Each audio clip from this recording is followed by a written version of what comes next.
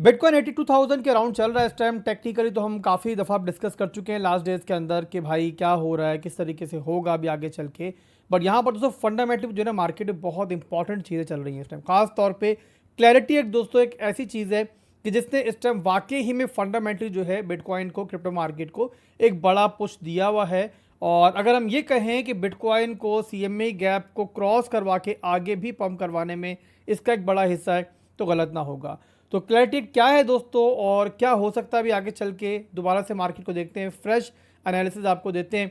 और अभी जो है कमिंग डेज में वीकली क्लोजिंग बड़ी इंपॉर्टेंट आ रही है और उससे क्या होगा, क्या चेंजिंग्स होंगी, वो भी अभी चार्ट पे आपको दिखाऊंगा। तो वीडियो पूरी देखिएगा, वीडियो जो है बड़ी इंपॉर्टेंट है और कुछ इंपॉर्टेंट चीज़ें जो है हम डिस्कस करने जा रहे हैं। तो पहले हम बात कर लेते हैं दोस्तों यहाँ पे फंडामेंटल मार्केट में क्या चल रहा है। अब यहाँ पर दोस्तों बताया मैंने आपको वीडियो के शुरू में कि देखो क्लैरिटी एक्ट जो है ना वो इस टाइम जो है मार्केट को एक बड़ा पुश जो है वो दे रहा है। क्लैरिटी एक्ट काफ़ी लोग सवाल करते हैं मुझसे कि आसिफ भाई आखिर तो इंपॉर्टेंट क्यों है। अगर आप लोग मुझे मुसलसल फॉलो करते हो, देखते हो, सुनते हो तो प्रीवियसली भी मैं डिस्कस कर चुका हूँ आपसे कि देखो क्लैरिटी एक्ट जो है ना अगर मंजूर हो जाता है तो ये बिटकॉइन के लिए भी और बाकी तमाम क्रिप्टो मार्केट के लिए एक बहुत बुलिश सिनेरियो है। चाहे शॉर्ट टर्म में जो भी हो ना, बहरहाल दोस्तों मिड टर्म के अंदर मार्केट के लिए आप समझ लो कि एक ऐसा गेम चेंजर होगा जो बिटकॉइन को भी और क्रिप्टो मार्केट को भी अगली बड़ी रैली के अंदर जो है एक बड़ा मेगा पुश दे सकता है। और ये दोस्तों क्लैरिटी क्या है पहले मैं आपको ये एक्सप्लेन कर दूं। आप जानते हैं कि ट्रम्प के आने के बाद से ही क्रिप्टो को लेकर जो है काफ़ी बड़ी चीज़ें जो है हुई हैं, जहां पर एक बड़ा रीज़न इसका ये भी है कि ट्रम्प जो है वो खुद एक बड़ा इन्वेस्टर है क्रिप्टो के अंदर और जो उसकी क्रिप्टो कंपनी है उससे एक बड़ा शेयर जो है मार्केट में माना जाता है। इथीरियम में काफ़ी बुलिश है ट्रम्प की जो कंपनी है और बिटकॉइन के अंदर काफ़ी उनकी इन्वेस्टमेंट है और काफ़ी ऑल्ट कॉइन्स है। तो यहाँ बहरहाल दोस्तों क्रिप्टो को लेकर जो है काफ़ी ऐसी चीज़ें उन्होंने की हैं कि जिसकी वजह से USA के अंदर क्रिप्टो को ट्रेड करना जो है पहले से बहुत ज़्यादा आसान है। तो उसी की कड़ी आप कह सकते हो क्लैरिटी एक्ट को। इससे पहले काफ़ी चीज़ें आसान थी बट इतनी क्लियर नहीं थी। काफ़ी बार जो है क्रिप्टो को लेकर हमने नेगेटिव चीज़ें सुनी हैं, कई बार देखा है हमने क्रिप्टो के खिलाफ जो है इन्वेस्टिगेशंस ओपन हुई हैं कि जहां पर ये कहा गया है कि फ़लाँ कॉइन मिसाल के तौर पर जो है वो सिक्योरिटी है और फ़लाँ कॉइन जो सिक्योरिटी नहीं है। इसकी बहुत बड़ी मिसाल जो है वो XRP है, रिपल है, जिसकी अगेंस्ट सिक्योरिटी होने का एक दावा जो है वो दायर हुआ था और बड़ी लंबी जंग जो है उन्होंने लड़ी है। तो यहाँ पर दोस्तों इस क्लैरिटी एक्ट के अंदर जो है ना पहले तो ये क्लियर कर दिया जाएगा कि कौन सा कॉइन जो है वो सिक्योरिटी की रेंज में आता है और कौन सा कॉइन जो है वो आपको कमोडिटी की रेंज में आता है।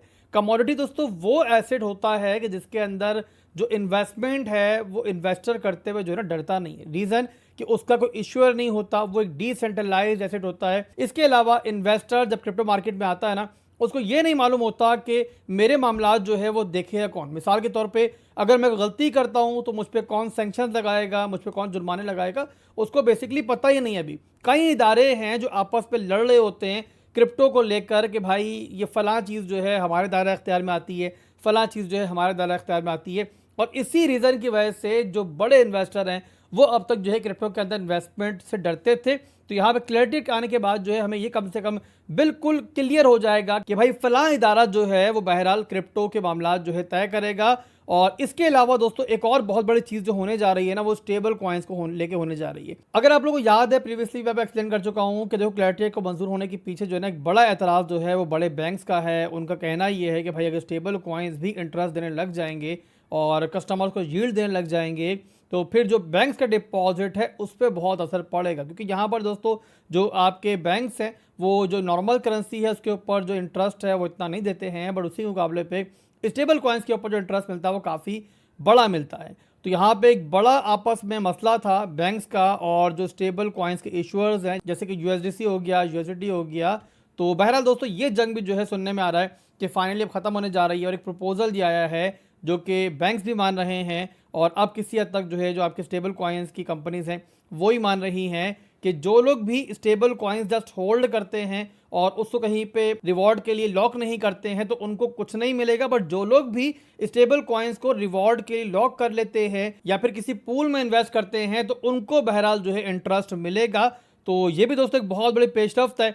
और इन सब के बाद दोस्तों ये कहा जा रहा है कि जो अगस्त आ रही है ना इसमें हाई चांसेस हैं कि जो क्लैरिटी एक्ट है वो मंजूर हो सकता है। और अगर अगस्त में नहीं भी होता तो 90% से ज़्यादा चांसेस ये हैं कि 2026 के अंदर बहरहाल ये क्लैरिटी एक्ट जो है मंजूर हो जाएगा। तो बहरहाल दोस्तों ये भी एक रीज़न है फंडामेंटली, जिसकी वजह से बिटकॉइन आपको सीएमई गैप को भी क्रॉस करते हुए अब आगे भी पंप करता हुआ दिख रहा है। इसके अलावा दोस्तों बिटकॉइन जो कि लास्ट 2 to 3 डेज में काफी पंप हुआ है, इसके पीछे एक बड़ा रीजन जो है वो ETF भी है और तकरीबन $1 बिलियन जो है वो ETF के अंदर इनफ्लो हुआ है लास्ट 2 डेज के अंदर। और यहाँ पे इसी वजह से जो है बिटकॉइन आपको 80,000 क्रॉस करता हुआ दिखा है। तो बहरहाल दोस्तों टेक्निकली बहरहाल रीजंस बन रहे थे, सीएमई गैप था, लिक्विडिटी क्लस्टर था और इनकी वजह से मार्केट जो है बहरहाल इस रेंज तक आनी थी। बट उसके साथ दोस्तों फंडामेंटली जो है मार्केट को बहरहाल एक बड़ा पुश मिला है इन खबरों की वजह से और इन चीज़ों की वजह से जो बताई है मैंने आपको। एनीवेज यहाँ पे अब चलते हैं बिटकॉइन के चार्ट के ऊपर और देखते हैं कि बिटकॉइन के अंदर क्या चल रहा है। तो यहाँ पे मैक्रोस के अंदर तो बहरहाल मैं काफ़ी बार आपको एक्सप्लेन कर चुका हूँ, बताने की मेरा ख्याल ज़रूरत नहीं है, बट फिर भी चलो आपको दोबारा बता दूं कि देखो मैक्रो के अंदर तो बहरहाल स्टिल हम जो है एक लोअर लोज लोअर हाइज की मूवमेंट के अंदर है, यानी कि स्टिल डाउन ट्रेंड के अंदर है बिटकॉइन। और यहाँ पे आप देखो तो आपको दिख रहा होगा कि ये लो है, ये हाई है, एक नया लो बना, अब यहाँ पे एक नया लोअर हाई बन रहा है। इसी के साथ दोस्तों अब यहाँ बिटकॉइन जिस रेंज की तरफ मूव कर रहा है ना, ये बिटकॉइन की मेन हर्डल है और इसे हम कहेंगे SR लेवल बिटकॉइन का। यहीं पे दोस्तों हमारा 50 मूविंग एवरेज भी अगर आपको दिख रहा हो तो ये अलाइन हो रहा है। 50 मूविंग एवरेज दोस्तों बेयर और बुल मार्केट के लिए एक बहुत बड़ा इंडिकेटर है। जिस टाइम ये क्रॉस होगा तो फिर यहाँ पे आप समझ जाना कि मार्केट जो है बहरहाल एक पहला कदम जो है उठा चुकी है पॉजिटिविटी की तरफ, मेगा पॉजिटिविटी की तरफ, जो बिटकॉइन को ऑल टाइम हाई की तरफ लेके जाए। बट जब तक ऐसा नहीं होता, इसके चांसेस ज़्यादा हैं इस टाइम, तो बिटकॉइन मेरे भाइयों इसको जो है एक बड़ी रेजिस्टेंस के तौर पर जो है बहरहाल देखेगा। और यहाँ पे ये रेंज जो बनती है ना, अगर मैं आपको एग्जैक्टली बताऊं तो 86 से लेके तकरीबन ये आपकी 88 के अराउंड जो है पूरी रेंज बनती है। और यहाँ तक जो है बहरहाल बिटकॉइन के लिए एक कह सकते हैं कि रूम भी बाकी है। अगर आपको दिखाऊं थोड़ा सा नीचे टाइम फ्रेम करके डेली के अंदर, वहाँ पे आपको प्रॉपर समझ में आएगा। तो ये देखो आपको दिख रहा होगा कि बिटकॉइन जो है एक चैनल में ट्रेड कर रहा है। आप चैनल भी कह सकते हो, आप इसे एक राइजिंग वेज भी कह सकते हो, बट बहरहाल यहाँ पे हम इसे चैनल कंसिडर करेंगे और बिटकॉइन जो है आपको दिख रहा होगा इसी के अंदर मूव कर रहा है। तो ओवरऑल दोस्तों यहाँ पर ना मैं कुछ इस टाइप की मूव एक्सपेक्ट कर रहा हूँ कि यहाँ बिटकॉइन जो है थोड़ा सा यहाँ पे इस तरीके से नीचे आ सकता है और फिर इस सपोर्ट से दोबारा जो है इस तरीके से आपको ऊपर जाता हुआ दिख सकता है। ओवरऑल यहाँ पर अगर नीचे आता है तो हम यहाँ पर जो है अपने बाइंग बिड लगाएंगे। पूरा एरिया मेरे लिए समझ लो कि 76 से लेके 78 का जो एरिया है ना, यहाँ मैं देखूंगा स्ट्रेंथ वगैरह देखूंगा, उसके हिसाब से यहाँ पर जो है ना एक बाइंग करने की ट्राई करूंगा, छोटी मोटी ट्रेड लेने की ट्राई करूंगा बिटकॉइन के अंदर भी, जो ओल्ड कॉइन्स जो है उस टाइम अलाइन हो रहे होंगे। और उसके बाद टारगेट क्या करेंगे हम लोग दोबारा से ऊपर की रेंज को, और वो है 84 और आपका 86 87 का एरिया। यहाँ तक मैं एक्सपेक्ट कर रहा हूँ कि यहाँ पर अगर पॉजिटिविटी कायम रहती है और कोई बहुत बैड न्यूज़ मार्केट में नहीं आती फंडामेंटली, तो हम बिटकॉइन को बहरहाल देख सकते हैं। और उसके बाद दोस्तों फिर यहाँ पर जो है ना हम पहुँच जाएंगे 50 मूविंग एवरेज की उस बड़ी रेंज के अंदर, कि जहाँ से फिर जो है फाइनली मैं एक्सपेक्ट कर रहा हूँ कि आसपास जो है उसी के हम इस तरीके से जो है एक ड्रॉप जो है बहरहाल देखेंगे, जो काफ़ी एक क्विक और काफ़ी बड़ा ड्रॉप जो है हो सकता है। तो ये बात बहरहाल दोस्तों आप लोगों ने याद रखनी है। और ये सारा थीसिस जो बता रहा हूँ मैं आपको, ये एक और चीज़ के साथ भी अलाइन हो रहा है, मैं आपको वो भी दिखा दूँ, और वो है हमारी USD डोमिनेंस। अब यहाँ पर देखो आप लोगों को याद होगा, पहले भी काफ़ी बार मैं आपको एक्सप्लेन कर चुका हूँ कि देखो जो आपके स्टेबल्स की डोमिनेंस होती है और जो बिटकॉइन होता है ना, वो अपोजिट जो है एक दूसरे से मूव करता है। मिसाल के तौर पे अगर आपकी USD डोमिनेंस जो है गिर रही है तो जाहिर है बिटकॉइन आपका जो है वो पंप कर रहा है स्ट्रेट फॉरवर्ड। वैसे जो आपके स्टेबल्स की डोमिनेंस पंप करेगी, यानी कि पैसा जो है स्टेबल्स में आएगा, मतलब कि बिटकॉइन की तरफ जो है ओल्ड कॉइन्स की तरफ जो है प्रॉफिट बुकिंग होगी। तो बहरहाल यहाँ पर दोस्तों अभी आपको दिख रहा होगा कि इस टाइम जो है जो आपकी USD डोमिनेंस है वो यहाँ पर अपनी लोकल सपोर्ट पहुँच चुकी है, जहाँ से प्रीवियसली भी जो है बाउंस मिले हैं। तो एक तो यहाँ पर ये सपोर्ट है, बट ये सपोर्ट जो है बहुत स्ट्रांग नहीं है, तो ये चांस मौजूद है कि कुछ इस तरीके से जो है ना ये सपोर्ट भी टूट जाए। और उसके बाद दोस्तों जो मेन हमारा देखने वाली रेंज होगी ना, जिसके अंदर मेरा बड़ा इंटरेस्ट है, वो है आपका ये वाला रेंज। यहाँ अगर आपका USD डोमिनेंस जो है डंप करके आ जाता है तो फिर इसके बाद दोस्तों बिटकॉइन भी आपको जो है पंप करता हुआ 84 86 तक जो है दिखेगा, और इवन 87 88 तक भी दिख जाए। और वहीं पर दोस्तों फिर मौका होगा कि जहां से आपका इस रेंज से इस तरीके से एक बड़ा बाउंस आ सकता है, और वैसे ही बिटकॉइन से आपको इस तरीके से कुछ बड़ी रिजेक्शन जो है वो मिल सकती है। बहरहाल शॉर्ट टर्म के अंदर जब तक बिटकॉइन 76,000 की जो सपोर्ट है, मैं आपको 4 टाइम फ्रेम में दिखाई देता हूं, ये आपके सामने है। ये 76 से लेकर 73 की पूरी सपोर्ट है, जब तक ये होल्ड है बिटकॉइन बहरहाल शॉर्ट टर्म के लिए पॉजिटिव है और स्टिल जो है अपनी अपवर्ड मूव के अंदर है, तो दोबारा भी नीचे आएगा तो स्ट्रेंथ वगैरह देख के जो है वहाँ बहरहाल अपनी शॉर्ट टर्म की बाइंग देखेंगे। मैक्रो के अंदर बिटकॉइन जो है स्टिल आपका डाउन ट्रेंड में, बट शॉर्ट टर्म के अंदर बहरहाल जो मूवमेंट चल रही है फंडामेंटल्स की वजह से और कुछ टेक्निकल्स की वजह से वो अभी के लिए बहरहाल जो है पॉजिटिव है, तब तक कि जब तक हमारी सपोर्ट होल्ड है। बट जिस टाइम ये टूटेगी तो फिर उस टाइम आपने समझ जाना है कि पार्टी जो है ओवर है और म्यूजिकल चेयर गेम जो चल रहा है आपका वो खत्म हो चुका है। तो उसके बाद फिर जो है आप लोगों ने रेडी रहना है कि भाई आपको जो है साइड पे होकर बैठना पड़ेगा। तो अभी के लिए मार्केट को एंजॉय करो, लेवल टू लेवल ट्रेड करो। मैं खुद बहुत सारे ट्रेड्स ले रहा हूँ मुसलसल डेली के हिसाब से।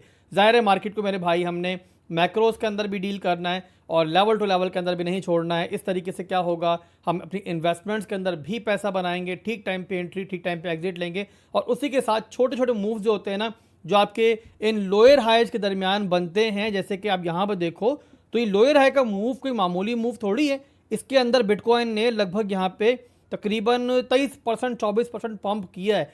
तो अगर हम यही वेट करते रहेंगे कि भाई मार्केट नेगेटिव है, मार्केट बेरिश है, तो ज़ाहिर हम ऐसे मूव्स मिस करेंगे। इसी रीज़न की वजह से 60,000 के ऊपर मैंने ऐलान कहा था कि बिटकॉइन, इथीरियम, सोलाना जो मेजर कॉइन्स हैं मैं इनके अंदर एंट्रीज बना रहा हूं। और बेचना मैंने कब था, जब बिटकॉइन ने अपना 81 से लेके 82,000 का जो एरिया है, यानी कि जो CME गैप का एरिया है, उस तक आना था। तो बहरहाल दोस्तों मार्केट जो है वहाँ तक आ चुकी है और अब जो मूवमेंट चल रही है वो मेरे साथ बोनस है। और इसके अलावा दोस्तों हम ओल्ड कॉइन्स की बात करें कि वो क्यों इतने अच्छा पंप कर रहे हैं इन दिनों के दरमियान। ओल्ड कॉइन्स के अंदर काफ़ी ओल्ड कॉइन्स के अंदर कुछ अच्छी मूव्स मिली हैं। तो उसके लिए हम देख लेते हैं टोटल 2 का चार्ट। और टोटल 2 के चार्ट को आप जानते हैं कि बिटकॉइन को छोड़कर जो बाकी ओल्ड कॉइन्स की मार्केट है ये उसके लिए होता है चार्ट। तो बहरहाल यहाँ पर दोस्तों ये रीज़न है ओल्ड कॉइन्स के पंप करने का कि यहाँ पर एक लो लगाने के बाद इसके अंदर भी आपको तकरीबन जो है 7 से 8% का पंप दिखा, यानी कि पैसा बहरहाल इस लेवल टू लेवल मार्केट के अंदर और इस मूवमेंट के अंदर जो है ओल्ड कॉइन्स में भी आया है। बट यहाँ पर एक और चीज़ भी आपने जहन में रखनी है कि आपकी टोटल 2 के चार्ट के ऊपर जो है ना, अभी भी यहाँ पर जो है आप देखो तो हम यहाँ पर जो है एक रेजिस्टेंस के ऊपर हैं। तो ये मार्क कर देता हूँ, ये आपको दिख रहा होगा। आप जो है इसे बेयर फ्लैग भी कंसीडर कर सकते हो। तो ये आपका बहरहाल ओल्ड कॉइन्स के मार्केट को बन रहा है, ये भी आपने मद्देनजर रखना है।